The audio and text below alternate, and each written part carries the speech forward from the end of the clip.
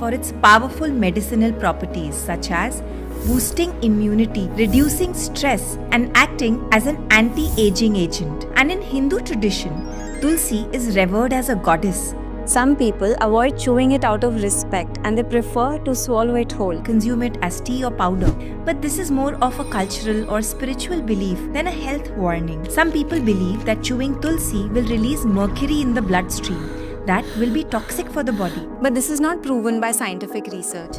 The mercury levels in Tulsi are extremely minimal and they are non-toxic when taken in regular amounts. Here are